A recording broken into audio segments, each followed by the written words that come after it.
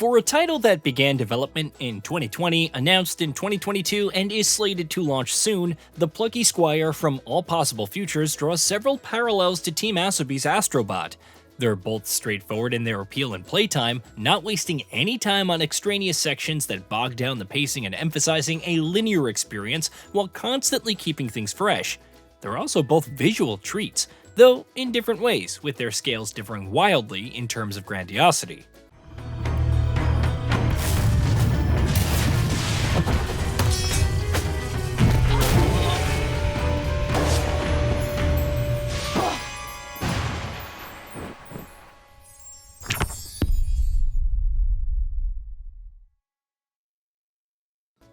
However, perhaps the most distinct similarity is they're both meant for a wide range of audiences, from kids to adults who have grown up with these kinds of experiences. In a sense, the Plucky Squire isn't just about calling back to the classics in new and intriguing ways, but also channeling one's childhood, where storybooks and characters were larger than life, going beyond two dimensions and having a distinct impact on our upbringing. It's comfortable and nostalgic, manifesting the atmosphere of simpler days while presenting a compelling gameplay journey. The Plucky Squire is about Jot, a renowned hero in the land of Mojo. His life is pretty simple. When he's not saving the day against the villainous sorcerer Humgrump, he's writing stories that the populace is enraptured by. However, upon setting out one day to foil another scheme by Humgrump, the latter reveals the shocking truth that their world is nothing more than a story. Using his powers, he ejects Jot from the book and closes it. Of course, this does little to deter Jot, who ventures across the desk of Sam, the book's owner. By meeting up with a mysterious, omnipotent bookworm, he eventually gains the powers to reopen the book and turn its pages to return to Mojo and stop Humgrump's schemes.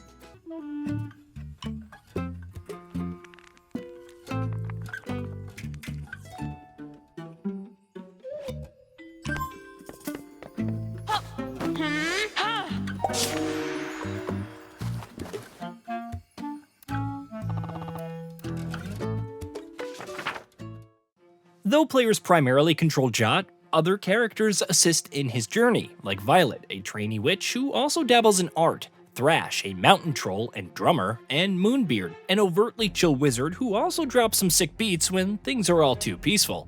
While their personalities can initially prove a little two-dimensional, which fits within the story's context and overall setup, though their dialogue is passable, they eventually expand in interesting directions. There is a running theme of Violet and Thrash leaving Jot to handle everything, so when he disappears, however briefly, panic sets in and eventually morphs into both characters slowly emerging as heroes in their own right. The realization that maybe the story isn't predetermined manifests in heartwarming ways.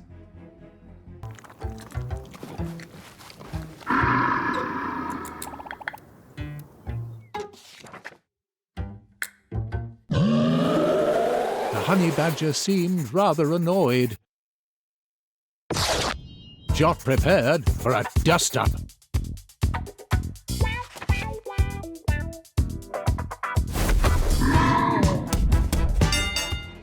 While the premise of Jot having to stop Humgrump because it could adversely affect Sam's chance of being a writer when he grows up sounds contrived, it fits the overall theme of deciding one's destiny.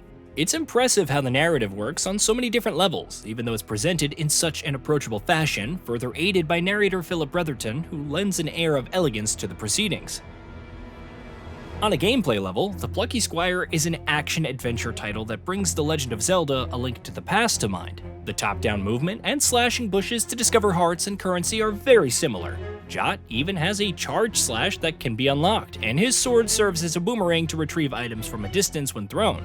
However, the combat adds several contemporary touches as well, from 3-hit combos and jumping attacks to dodge rolls. The result is a comfy mix of old and new, with decent enemy variety to keep you on your toes, though it's not difficult even in adventure mode. While the 2D sections can feature side-scrolling platforming, it's when Jot ventures off the page and into the real world where things get interesting. Not only does the combat change significantly, like more forward momentum with strikes, but so does the exploration. One section involves sneaking past some less than friendly beetles, and while it may seem straightforward enough, things quickly ramp up in complexity. There is extensive traversal between the 2D and 3D worlds, not unlike A Link Between Worlds.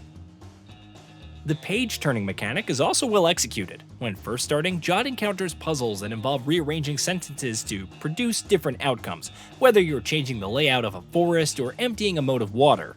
However, by exiting through special portals and moving towards the book's edges, you can turn the page to a previous section in the story. Perhaps there's a word that doesn't fit your current predicament. Return to an earlier page and you might find a word that serves as the solution. For example, one puzzle involved singing creatures that block pathways during the day. After returning to a previous page and retrieving a word, I changed it to nighttime, causing them to sleep and open up new paths while blocking others. Trying to juggle these two aspects while finding the best way to progress made for a fun puzzle experience. Of course, I also liked experimenting with words to create unorthodox outcomes, like giant gates and deflated insects. Those mysterious portals also play a part during side-scrolling sections, as you'll navigate through the dark, avoiding hazards and enemies to progress. The overall approach to the puzzles and platforming is quite robust, growing even more so as you progress further. Of course, sometimes Jot needs to venture outside of his story to find items that could help in specific situations. This leads to other sections, like a turn-based minigame against a dignified elven archer who thinks you're allied with Humgrump and won't give up her bow. It leads to another sequence where Jot goes Rambo mode and wields the bow to take down flying bugs. Several other sections await, whether it's a shoot-'em-up sequence or a punch-out style boxing minigame, and they keep the gameplay fresh, even if they're not too mechanically deep.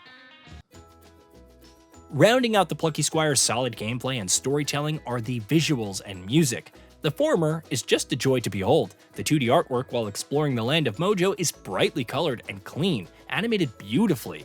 When venturing into the 3D realm, the contour, shading, and lighting are immediately apparent, granting a more lifelike and realistic feel to the surroundings, and even to enemies who venture off the page. The two styles work excellently in tandem, capturing their respective environments very well. While the music didn't immediately strike me as amazing, it offers catchy, easy-breezy beats and tunes. Moonbeard shouldn't quit his day job to become a DJ by any means, but at least his beats added a nice comedic air. When looking at the Plucky Squire as a whole, it's easy to compare it to other titles that have come before. Some sections are similar to the shmup or action title. What makes the experience stand out is how it leverages these different tropes and genres uniquely, while keeping to its tone and overall world building. If there's any particular knock against the title, it can sometimes feel a little too easy. I know that's supposed to be a given with Jot's role and whatnot, but still. Overall, the Plucky Squire is a magical experience. Its storytelling and action may not initially overwhelm you, but it quickly unfolds into a unique adventure with plenty of heart. Hey, did you know that we at GamingBolt upload new videos every day? Stick around, drop a like, subscribe, and hit that bell. And let us know what kind of content you'd like to see in the future with a comment below.